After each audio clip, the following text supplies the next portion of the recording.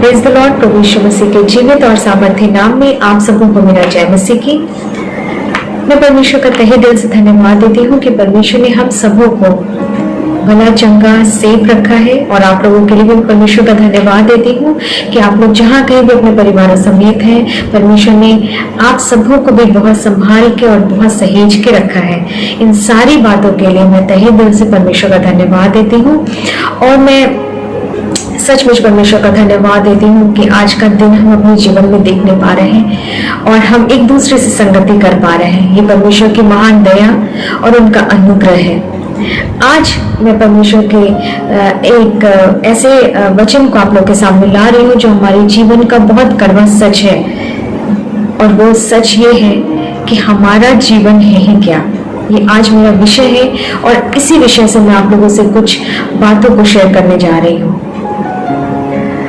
हमारा जीवन इस पृथ्वी में बहुत ही क्षणिक है। आप सोच के देखिए, आज का दिन जो हम देखने पाए हैं, ये किसकी दया है। हम अपने आप से इस दिन को नहीं देख पा रहे हैं। ये परमेश्वर की दया है, उनका अनुग्रह है कि उन्होंने हमारे जीवन में वो श्वास दिया, वो सांसें दी, जिसके द्वारा आज का दिन हम देख पा रहे हैं। इन सारी बातों को के लिए मैं परमेश्वर को हृदय से धन्यवाद देती हूँ। और हम सब जानते हैं कि हमारा जीवन इस पृथ्वी में कितना क्षणिक है, क्षण भर का है, और हम इसे छुटला नहीं सकते हैं। मैं और आप ये नहीं बता पाएंगे कि कौन आने वाले दिनों में कल का दिन देखेगा, या कल का दिन, या कल का सेकंड, या आधे घंटे बाद, एक घंटे बाद, हम नहीं जानते हैं। ये सिर्फ परमेश्वर के हाथों में है। लेकिन परमेश्वर ने जब ये दिन दिया है तो हर एक बातों के लिए हमें परमेश्वर का धन्यवाद देना चाहिए। आइए हम मनन करते हैं कि परमेश्वर का वचन हमारे इस जीवन के बारे में हमसे क्या बातचीत करना चाह रहा है। जब आप अकेले हो तो इन सारे वचनों को जरूर आप पढ़िए और इस पर मनन कीजिए। आज जब परमेश्वर ने हमें मौका दिया है तो हम इस पर विचार करें, मनन करें, कि हो सकता है इस विषय पे हमारा ध्यान कभी ना गया हो, क्योंकि हम बहुत व्यस्त रहते थे। लेकिन आज जब परमेश्वर ने हमें ये समय दिया है और वचन दिया है, तो हम इसे पढ़ें और इसे सोचें कि परमेश्वर आप हमारे जीवन के लिए हमसे क्या बात करना चाहते हैं। आइए हम परमेश्वर के वचनों से देखेंगे।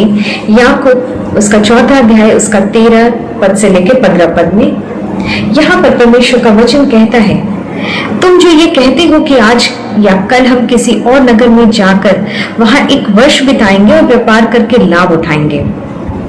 हम और आप अक्सर ये बातें करते हैं, फ्यूचर की प्लानिंग्स करते हैं। वही बात यहाँ पर याकूब बता रहा है कि हम अपने जीवन में ये सोचते हैं कि हम आने वाले फ्यूचर के लिए हम क्या प्लान करने जा रहे हैं। आगे हम पढ़ते हैं, और ये नहीं जानते कि कल क्या होगा। सचमुच जब हम प्लानिंग कर रहे हैं, लेकिन हम कल के बारे में कुछ भी नहीं जानते कि कल का दिन कैसा होगा हमारे लिए। लेकिन वचन बताता है, सुन तो लो, तुम्हारा जीवन है ही क्या। अक्सर परमेश्वर का वचन हमें अपनी बातों की ओर हमारा ध्यान केंद्रित करना चाहता है। हम सब कुछ कर रहे हैं, लेकिन सोचना है, परमेश्वर के वचन से उनकी आवाज को सुनना है कि परमेश्वर का वचन हमसे क्या कहता है, कि हमारा जीवन है ही क्या। वचन कहता है, तुम तो मानो भाप समान हो, जो थोड़ी देर दिखाई देती है फिर लोप हो जाती है। हम सबों ने भाप को देखा है, जो दिखती है, धुआं उठता है और उसके बाद फिर वो लोप हो जाती है। ठीक वैसे ही हमारा जीवन इस पृथ्वी पे है। आगे वचन कहता है, इसके विपरीत तुम्हें ये कहना चाहिए कि यदि प्रभु चाहे तो हम जीवित रहेंगे और या ये काम करेंगे या वो काम करेंगे।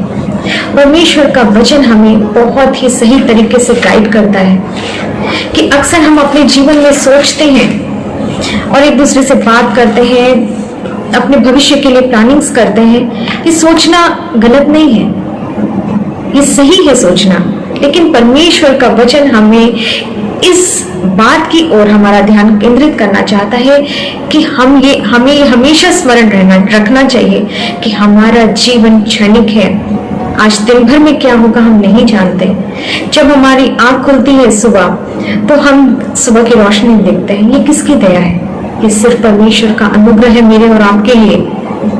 और जब हम सुबह उठते हैं तो पूरे दिन की प्लानिंग करते हैं, पूरा दिन का शेड्यूल हम निर्धारित करते हैं कि आज दिन भर में हम क्या करेंगे। लेकिन अक्सर जब हम ये बातों को सोचें, जब हम आँख को खोलें, तो हमारी आंखें परमेश्वर के धन्यवाद के साथ ही खोलनी चाहिए, क्योंकि पिछले दिनों परमेश्वर ने हमारी अगुवाई की, हमें संभाला, और आज का दिन जब हम और आप देख पा रहे हैं तो उनका अनुग्रह है। और जब हम दिन भर की प्लानिंग करते हैं तो उसके साथ ही साथ हम कल, परसों, 1 वर्ष और आने वाले फ्यूचर के 10 साल, 20 साल, हर तरह से हम प्लानिंग करते हैं। ये हमारा सोचना जो है गलत नहीं है, लेकिन परमेश्वर का वचन बताता है कि इन सारी बातों को प्लान करते समय, अपने दिन को प्लान करते समय, अपनी बातों को प्लान करते समय हमें हमेशा ये स्मरण रखना है कि परमेश्वर अगर आप चाहें तो आपकी इच्छा क्या है हमारे जीवन में।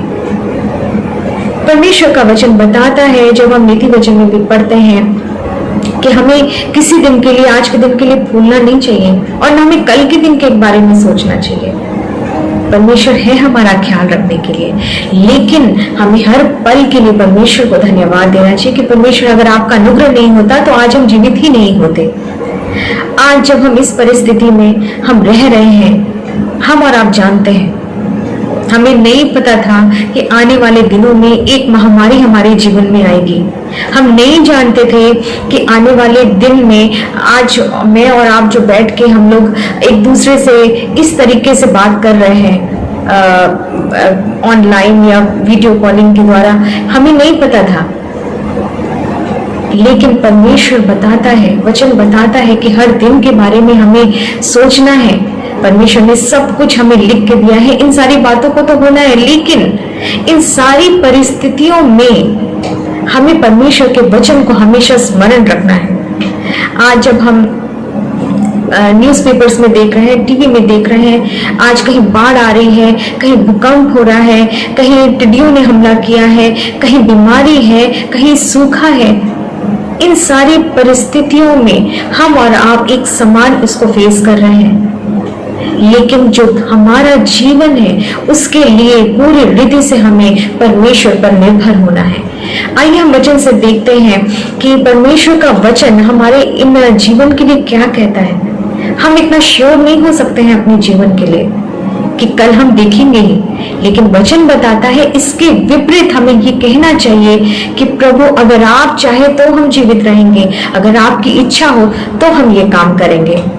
आइए हम वचन से देखते हैं परमेश्वर का वचन हमें क्या बताता है हमारे जीवन के बारे में, कि हमारा जीवन की तुलना किन किन बातों से की गई है। जब हम पढ़ते हैं अय्यूब उसका 8वां अध्याय उसके 9 पद में वचन कहता है, क्योंकि हम तो कल ही के हैं और कुछ नहीं जानते कि पृथ्वी पे दिन हमारी छाया की तरह बीतते जाते हैं। हमने भाप की तरह देखा, भाप थोड़ी देर दिखाई दी, उसके बाद लोप हो गई। उसके बाद वचन कहता है छाया की तरह, परछाई की तरह, शैडो की तरह। जब हम चलते हैं तब तक हमारी छाया साथ चलती है, उसके बाद थोड़ी देर बाद वो भी गायब हो जाती है। तो आप सोच के देखिए हमारा जीवन क्या है।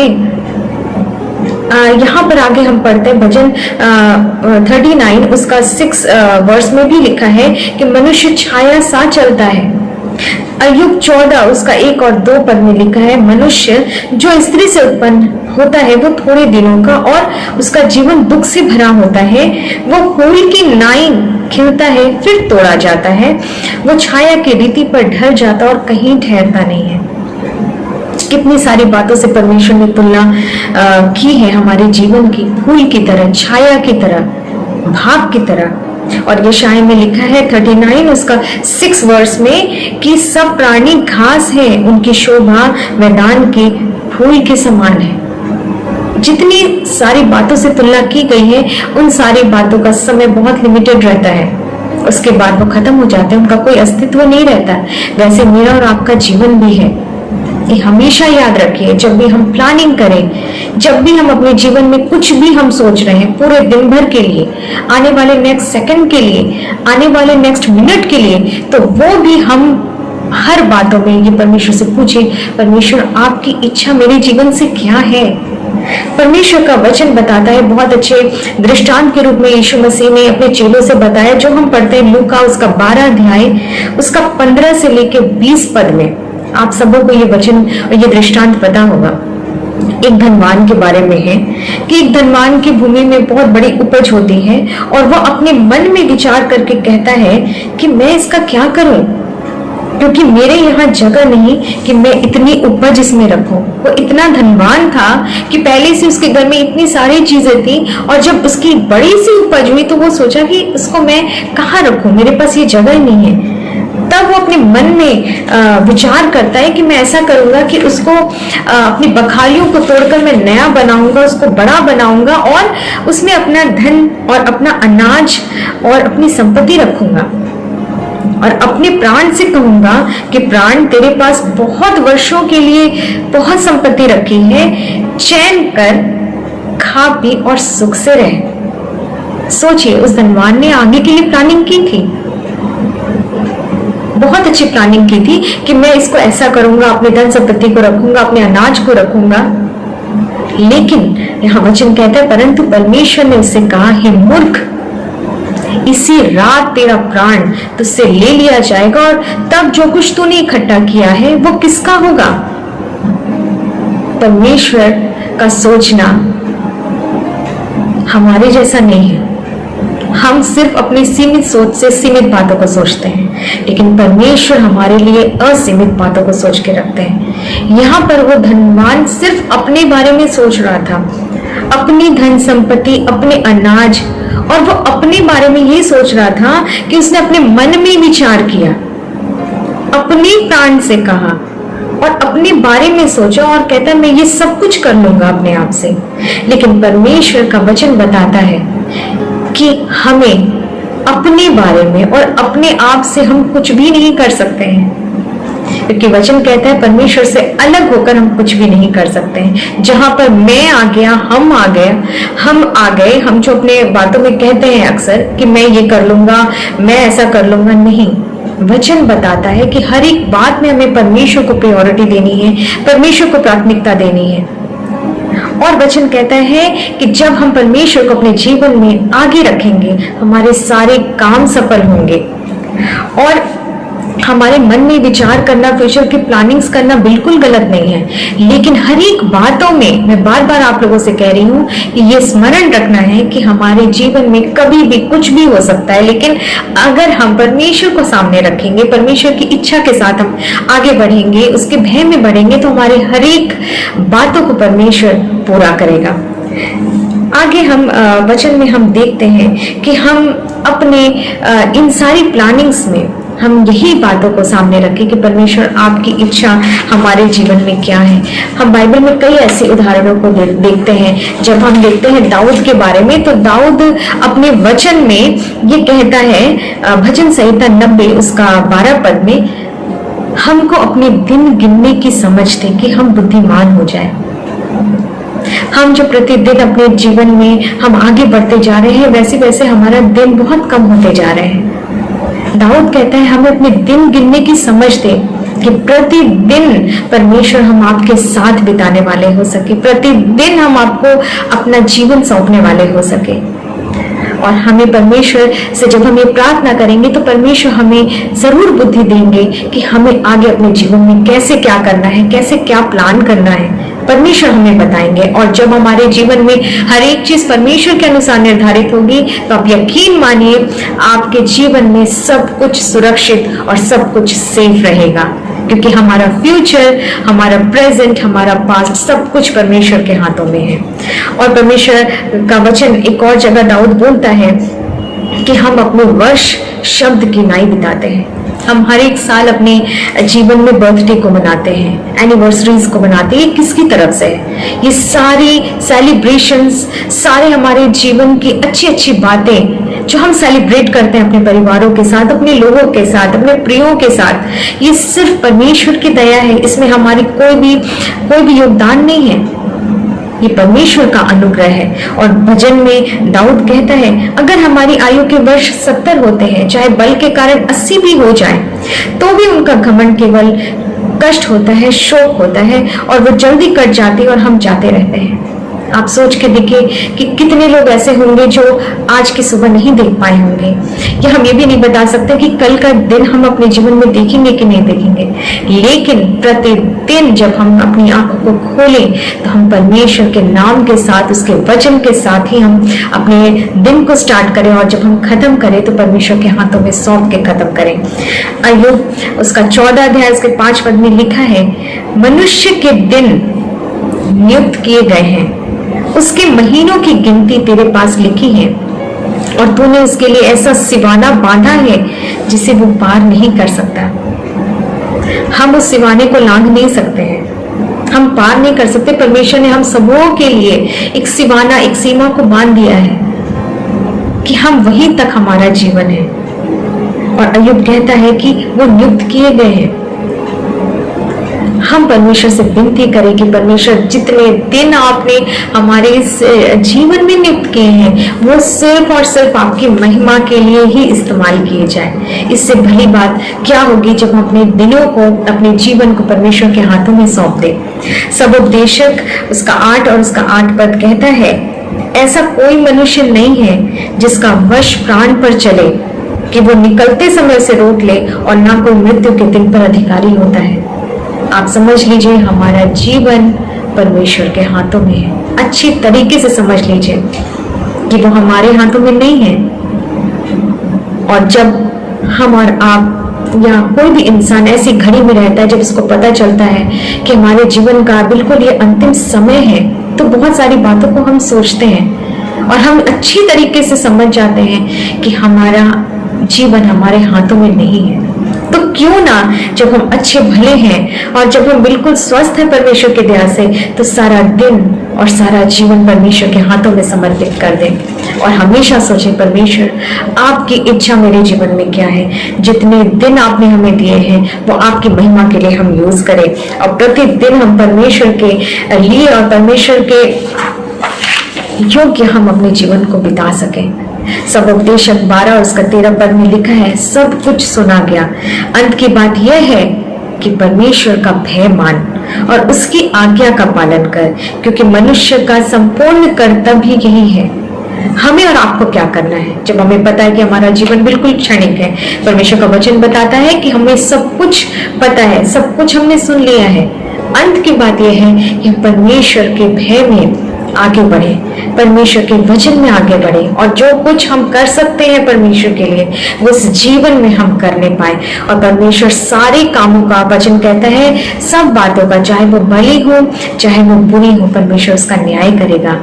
तो प्रतिदिन हमें अपने आप को, अपने दिलों को परमेश्वर को सौंपना है, और हर एक काम के लिए जो भी हम छोटी प्लानिंग भी करते हैं या बड़ी प्लानिंग करते हैं, सब कुछ परमेश्वर के हाथ में आप सौंप दीजिए।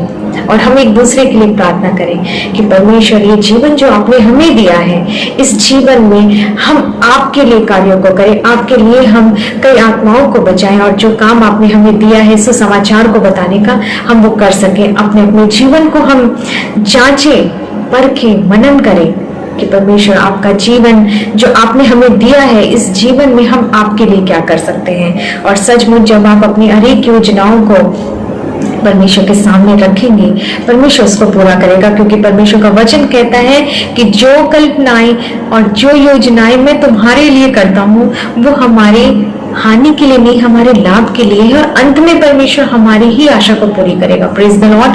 परमेश्वर इन सारी बातों से आप सबों को बहुत आशीष दे कि हम इन वचनों को जो आज हमने सुना है अपने अपने जीवन में ये सोचें, हम मनन करें, परमेश्वर आपकी इच्छा हमारे जीवन के लिए क्या है।